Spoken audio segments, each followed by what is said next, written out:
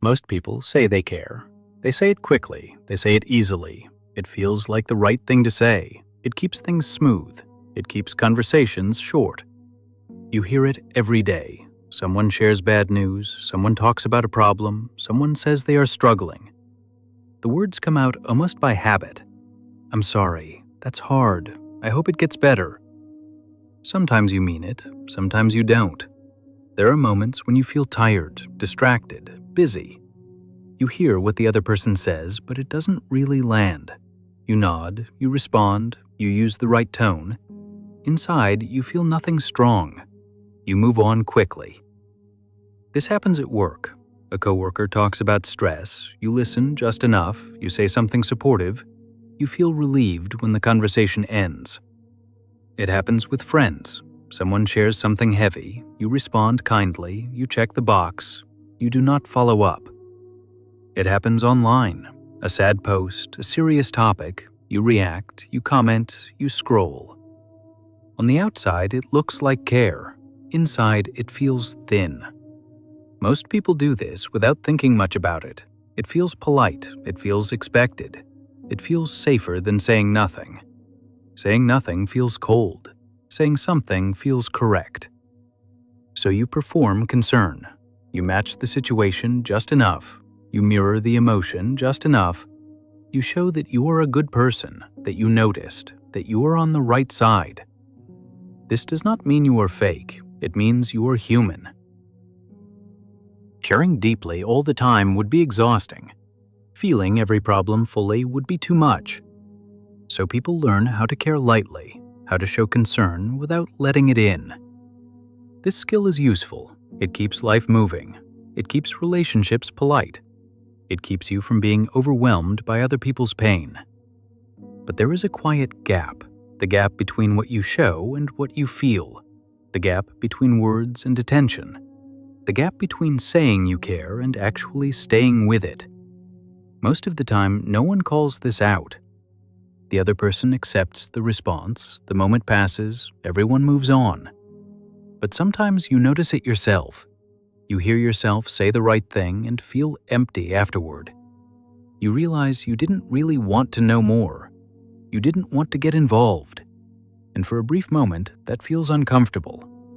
So you tell yourself it's fine. You did what was expected. You were polite. You were kind enough. That explanation helps. Pretending to care becomes normal because it works. It keeps things easy. It keeps things clean.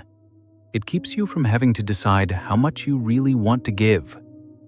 Most people recognize this pattern when they slow down enough to notice it. They just don't like admitting how often caring is something they show, not something they feel. When people pretend to care, Jung would not call it fake. He would call it protective. He would look at what is being avoided, not at what is being shown. Caring fully is not light. It asks for attention. It asks for time. Sometimes it asks for action. And very often it asks for emotional presence. That can feel heavy, so the mind finds a softer path. You say the right words, you show the right face. You match the expected emotion just enough. On the outside, everything looks correct. On the inside, something stays closed. Jung would say this is where the split happens. There is the part of you that knows what real care would require, staying longer, asking more, following up, letting the other person's feeling affect you. And there is the part of you that does not want to open that door, not because you are cold, but because you are tired, or afraid, or already carrying too much. So the mind protects you. It allows you to perform care without fully feeling it. This keeps your self-image intact. You still see yourself as a good person. You still meet social expectations. You still belong. The uncomfortable part gets pushed aside. Jung called this the shadow. Not something bad, just something unseen. The part of you that does not want to be involved. The part that feels relief when the conversation ends. The part that hopes the problem resolves on its own. Most people do not want to admit this part exists. So they cover it with politeness, with kindness words, with social gestures.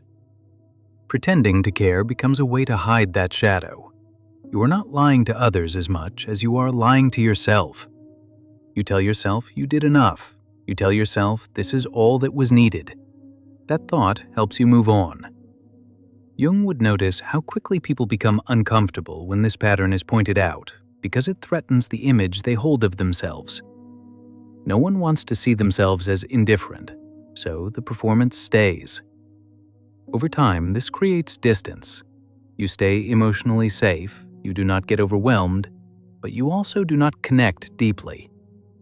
The care looks real, but it does not reach very far. Jung would say the cost is subtle.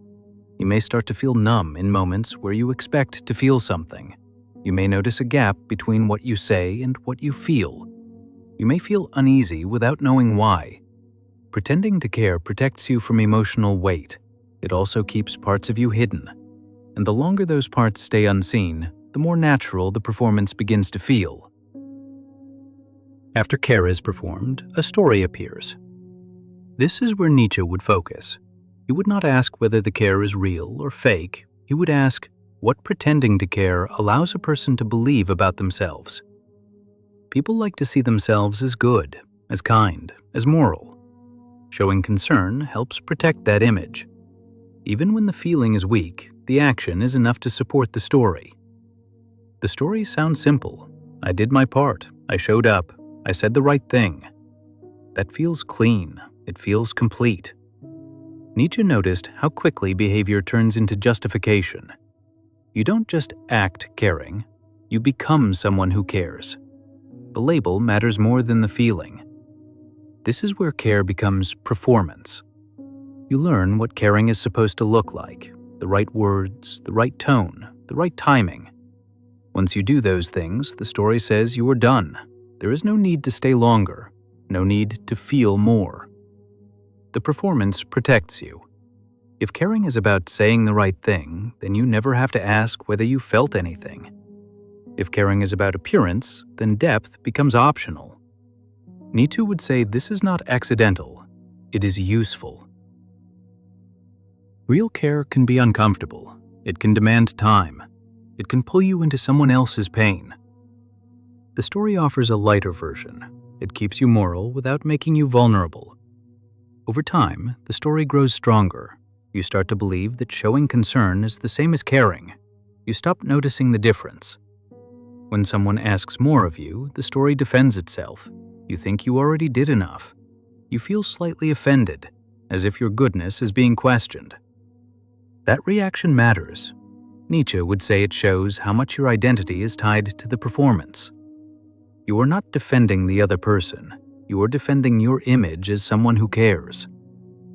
This also shapes how you see others. People who perform care correctly feel safe. People who don't say the right things feel cold or wrong. The story decides who counts as good. The danger is not cruelty. The danger is comfort. When caring becomes a role, it stops being felt. It becomes something you do to stay on the right side of yourself. Nietzsche warned that when morality turns into performance, honesty fades. You look caring, you sound caring, but nothing inside has to move. The story keeps you clean. It also keeps you distant. At some point, pretending to care stops being a personal habit and starts shaping the world around you. This is where Machiavelli would look. He would not ask what you meant, he would ask what your behavior creates. When people show concern without follow-through, something important happens. Nothing explodes, no one gets angry. The moment passes quietly. On the surface, things look fine. That quiet matters. It teaches everyone involved what to expect. If concern is shown but nothing changes, people learn not to rely on it. They stop opening up fully. They share less. They lower their expectations. Not because they are bitter, but because they adjust to what actually happens. Machiavelli would notice that this keeps peace. There is no confrontation, no awkward talk, no demand for more. Polite concern smooths things over and keeps relationships moving without friction. That smoothness has a cost.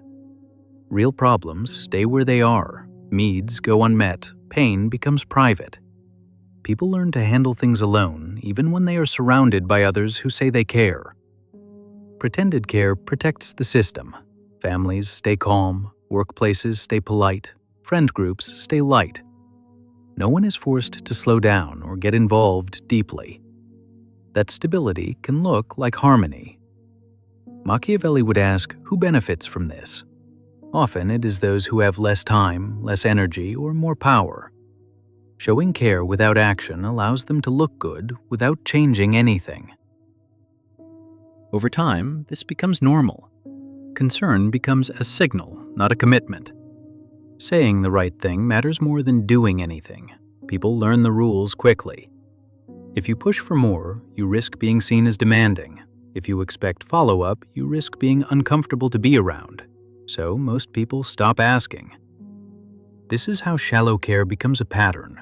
It is not built through cruelty, it is built through repetition, through small moments where politeness replaces presence, where sympathy replaces support, where words replace time. Machiavelli would say, this is how systems protect themselves. They reward appearances that keep things easy. They quietly discourage depth that might disrupt the flow. Over time, trust changes shape. People still talk, they still smile, but something is missing. The sense that care will show up when it actually matters. For the person pretending to care, this can feel invisible. They may feel confused about why relationships feel distant, why people stop sharing, why nothing deepens.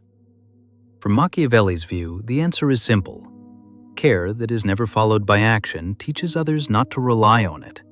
It keeps things calm. It also keeps things shallow. Most of the time, we already know this. We just don't like hearing it said.